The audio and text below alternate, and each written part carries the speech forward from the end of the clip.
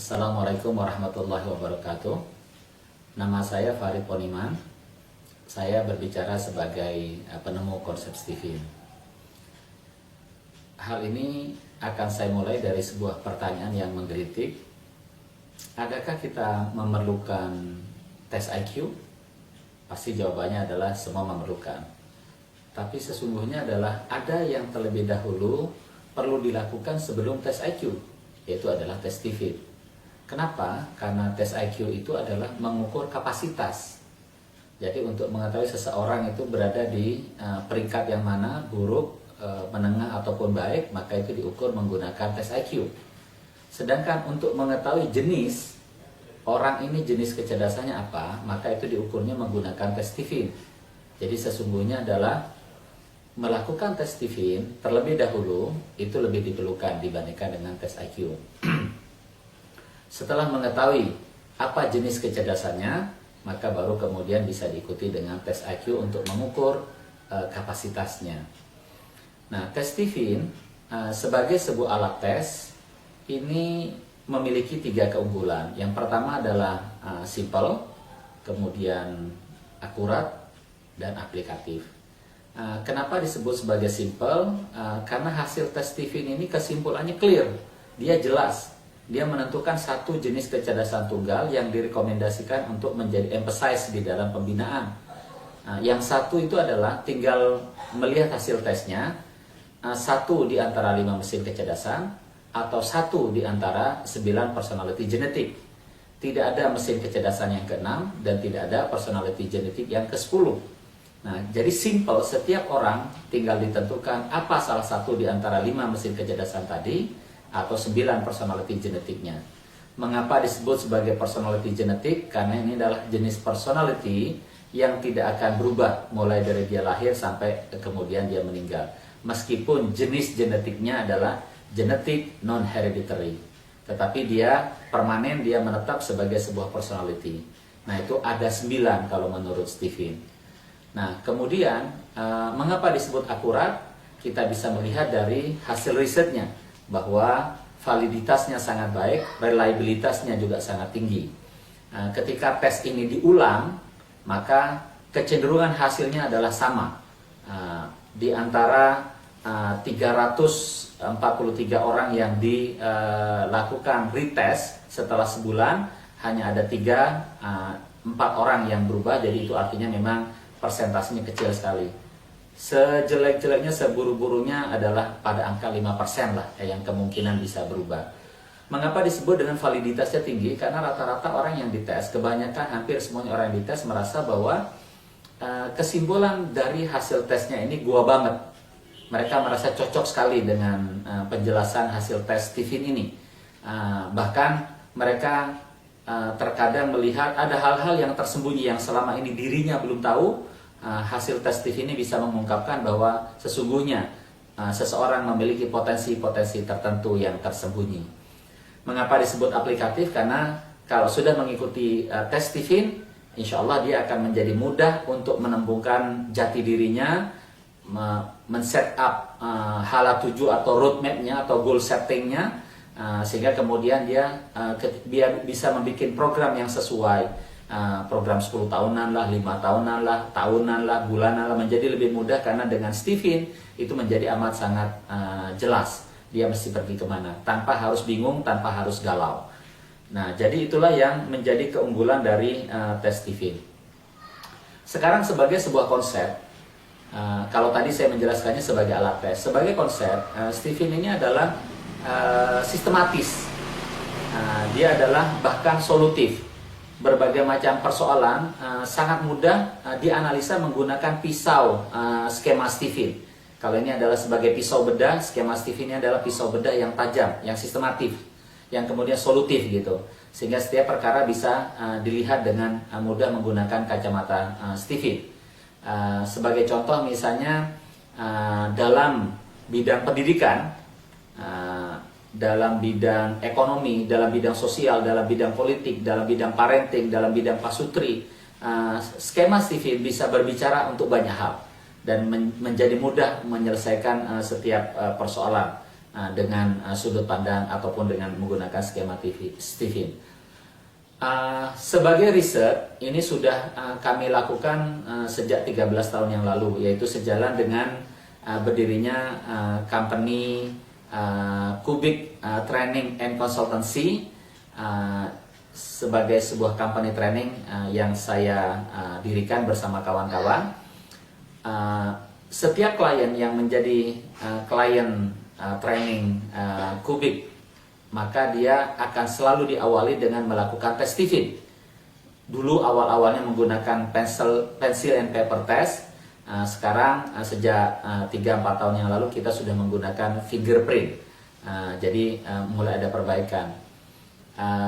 Jadi sebagai sebuah riset ini berkembang dari awal mulanya kami menemukan ada 4 mesin kecerdasan yang disebut STIF, terus kemudian berkembang menjadi 5 mesin kecerdasan, dan ini insya Allah sudah final. Ini adalah memerlukan waktu hingga 13 tahun. Tadi bahwa Stephen ini sangat aplikatif dan bisa diimplementasikan dalam semua bidang. Saya ambil contoh misalnya manfaat tes Stephen ini berkaitan dengan pendidikan. Kalau kita punya anak kita ini mau disekolahin, maka yang pertama kali kita harus memutuskan ini anak ini mau disekolahkan di sekolah umum, di sekolah alam, ataupun di sekolah khusus, katakanlah misalnya sebagai contoh. Maka kalau menggunakan kerangka Stephen menjadi lebih mudah. Kalau dia orang insting yang serba bisa, yang generalis, yang berpikirnya holistik, dia berpikirnya komprehensif, udah masukkan di sekolah umum saja. Karena memang semua yang dipelajari itu akan bisa diabsorb dengan baik, karena dia adalah seorang generalis, seorang yang berpikir, dia cara berpikirnya adalah deduktif, ya, dimulai dari pangkal dulu. Nah, sedangkan kemudian kalau yang lainnya di luar insting, terutama kalau dia yang berada di sebelah kanan seperti orang intuiting dan feeling, dia ada di sekolah alam lebih bagus karena dia memerlukan ruangan kelas yang justru tidak ada boundary-nya, tidak ada batasnya, merupakan hamparan, sehingga dia bisa langsung berinteraksi dengan sesuatu yang tanpa pembatas berada di luar. Nah, itu adalah cara berpikir cara kanan. Maka orang intuiting dengan orang feeling bagus kalau dia masuk di sekolah alam, karena alamlah itulah tempat dia belajar. Nah, sementara kalau untuk orang kiri seperti orang sensing dan thinking, ketika dia masuk di sekolah khusus, sekolah unggulan, itu akan lebih bagus karena dia orang sensing kuat dengan memorinya, orang thinking memang senang membaca. Kedua-duanya ketika diberikan PR yang banyak, ditantang untuk jadi juara kelas, maka memang makanan mereka sehari-hari. Nah, jadi ini sebagai contoh. Demikian juga ketika kita berbicara tentang pemilihan profesi. Ada jenis orang yang memang profesinya bagus, memilih sebuah profesi tertentu yang memerlukan kedalaman. Itu cocok misalnya seperti orang thinking introvert, karena personality genetiknya thinking introvert, karena dia adalah seorang pakar, seorang expert, dia bisa sangat mendalam menguasai sesuatu. Mengapa katakanlah menjadi engineering, konstruksi, riset yang begitu mendalam, bahkan menjadi dokter bedah yang sangat spesialis, ini sangat cocok untuk orang seperti mereka. Nah, jadi pendek kata memang profesi pun menjadi lebih mudah ditata, dikelola, dan dicapai, diraih ketika kita mengenali Stephen. Orang sensing, berdagang sebetulnya memang bagus buat dia karena dia jenis orang yang menggunakan ototnya, keringatnya, kerajinannya, keuletannya, exposure-nya yang luas, daya jelajahnya yang luas untuk mempermudah dia menghidupkan networking-nya menjadi jaringan perdagangan dia. Dia mengambil membeli dengan modal tertentu, menjual dengan untung yang sedikit, yang penting volumenya banyak. Bagi orang intuiting, perdagangan mungkin kurang menarik, dia lebih senang dengan jenis usaha, enterprise yang jauh lebih besar, yang dia berbicara mengenai margin, berbicara mengenai value, dia seperti butik. Maka kalau dia pergi ke Tanah Abang, barang dari Tanah Abang itu mesti di-upgrade dulu, diberi nilai tambah dulu, baru kemudian masuk ke butiknya dia. Itu adalah cara kerja orang intuiting. Sehingga kemudian orang intuiting itu akan peduli dengan margin. Dia memilih segala sesuatu yang ada kelasnya. Orang thinking bagus di dunia manufacturing. Orang feeling itu bagus sebagai orang yang memiliki profesi yang selalu berkaitan dengan orang. Dia berada di personalia, dia humas, dia di marketing, bahkan mungkin dia menjadi seorang politisi karena dia punya bakat sebagai seorang pemimpin. Orang insting, dia adalah jenis orang yang kemampuan sacrifice-nya, berkorbannya, charity-nya, tolong-menolongnya itu dia kuat. Mengapa dia sangat cocok jadi aktivis? Dia bersedia keberadaan dirinya itu berguna bagi orang lain, itu merupakan peranannya dia, role-nya dia merasa eksistensinya kepake kalau justru dia merasa digunakan, terpakai oleh orang lain. Nah, jadi mengenali diri sendiri menggunakan sudut pandang Stephen ini sungguh-sungguh akan membuat amat sangat simpel, ya. Mengapa kemudian Sayyidina Ali mengatakan memang sangat sukar orang untuk mengetahui jati dirinya, tapi begitu dia tahu tentang jati dirinya, 3 yang didapat oleh dia. 1, dia akan mengenal Tuhannya, dia akan mengenal Allah. Kemudian 2, dia akan dirahmati oleh Allah, artinya perjalanannya adalah diberkahi oleh Allah. Yang ketiga adalah dia pasti survive, dia tidak akan binasa, kata Sayyidina Ali. Nah, karena itulah mengetahui tentang siapa diri Anda sesungguhnya, itu adalah merupakan kewajiban supaya Anda tahu bagaimana caranya bersyukur kepada Allah. Dan mengetahui kelemahannya, kita jadi tahu bagaimana caranya bersabar dengan Allah. Menggunakan ilmu yang betul ketika bersyukur dan bersabar itu adalah ilmu yang baik. Dan saya kira Stephen bisa menjadi salah satu referensi Anda untuk bisa menggunakan ilmu yang tepat sehingga tahu bagaimana cara bersyukur, tahu cara bagaimana bersabar. Itu berkaitan dengan profesi. Kalau berkaitan dengan birokrasi, HR, Anda tahu bagaimana cara merekrut orang. Orang yang seperti apa yang dipilih? Sekarang orang berbicara menggunakan ijazah, kemudian menggunakan pengalaman kerja, kemudian menggunakan tes-tes yang sekarang ada. Itu fine-fine saja, boleh dilakukan. Tetapi siapa yang cocok untuk posisi ini? Siapa yang cocok untuk posisi ini? Saya kira Stephen bisa memberikan masukan yang sangat telak dalam proses rekrutmen, proses placement, proses retensi, proses imbal jasa, proses bagaimana menata karir mereka dalam penjajangannya, bagaimana mempersiapkan orang untuk akhirnya menjadi pemimpin, lewat jalur mana, dengan cara mana. Kalau kita tahu mengenai jenis kecerdasan dia, akan menjadi lebih mudah. Peluang untuk menjadi CEO memang lebih banyak ada pada orang thinking, tapi semua tipe yang lain boleh. Sama dengan peluang untuk menjadi pengusaha lebih bagus orang intuiting, tapi semua orang boleh. Jadi politisi paling berpeluang adalah orang feeling, tapi semua boleh. Nah, demikian juga dengan yang lain. Contoh katakanlah kalau dalam dunia karir, CEO paling bagus orang thinking, tapi orang sensing juga boleh, yaitu dengan kerajinannya dia, kedetailnya dia, kemampuan dia untuk bergerak ke sana kemari, mengeluarkan keringat untuk dia tidak lelah menghubungi ini, mengkontak ini, mempersiapkan ini, memanage ini, memastikan yang ini.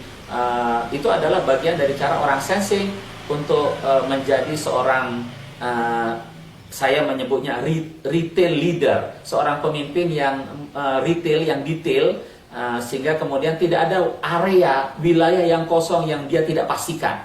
Nah, bisa orang sensing jadi CEO, tetapi harus menggunakan caranya. Demikian juga dengan tipe-tipe yang lain. Jadi sungguh ini adalah sebuah konsep yang memang sangat Anda perlukan, sebuah tes yang sangat Anda perlukan. Saya ambil contoh misalnya di bidang politik. Seorang Jokowi berhasil diantaranya salah satu faktornya karena wakilnya adalah Ahok. Jokowi orang thinking, Ahok orang sensing. Sensing dalam teori hubungan segi 5 Stephen itu memang orang sensing mendukung thinking, sehingga Ahok menemukan jati dirinya karena dia memberi, mengabdi, mendukung orang thinking, thinkingnya menjadi besar. Nah, satu kesatuan ini bersinergi dengan cara yang baik, sehingga kemudian tanpa sadar masyarakat memilih sebuah paket yang duduknya sudah betul gitu. Nah, ini terjadi bukan hanya pada bidang politik, demikian juga di birokrasi, demikian juga di bisnis. Anda mau cari tangan kanan yang apa? Ya belajarlah hubungan segi 5 Stephen ini. Bahkan dalam urusan rumah tangga, bagi Anda yang belum berkeluarga, bagaimana cara memilih pasangan yang baik? Ikutlah hubungan segi 5 itu, karena Anda bisa mencari pasangan, mendapatkan cinta yang tinggi tetapi konflikting. tapi ada caranya mendapatkan rasa hubungan sayang yang tinggi tetapi tidak konflikting. Jadi tinggal dipilih mau konsep yang mana yang Anda mau pakai. Mau makan cinta, mau hidup dengan sayang. Mau harmonis, mau banyak dinamikanya di dalam hubungan itu. Nah, nanti termasuk kita bisa sampaikan di dalam Stephen, terutama di dalam Stephen Pasutri, kita bisa membantu bagi suami istri yang sudah terlanjur hubungannya kurang pas, maka bagaimana cara mengatasinya ikut kepada bagaimana mesin kecerdasannya. Demikian juga dengan parenting, ibu dengan bapak bagaimana mendevelop anaknya, membimbing anaknya, menggembleng anaknya supaya sesuai. Saya rasa memang Stephen adalah cara yang paling baik untuk bisa membesarkan anaknya. Ada kalanya anak tertentu bagus disupport oleh ayahnya, ada kala anak tertentu bagus disupport oleh ibunya. Nah, maka Stephen ikut bisa membantu di dalam menyelesaikan masalah ini.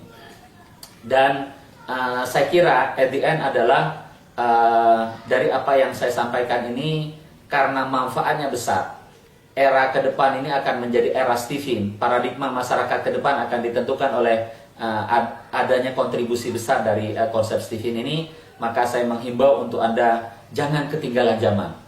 Era Stephen sudah mulai terbuka dan sudah mulai digunakan, dibincangkan, dipakai dirujuk oleh banyak orang. Maka saya menghimbau untuk Anda segera datang ke cabang, datang ke promotor untuk ikut tes Stephen. Dan bacalah berbagai buku-buku yang berkaitan dengan konsep-konsep Stephen. Terima kasih.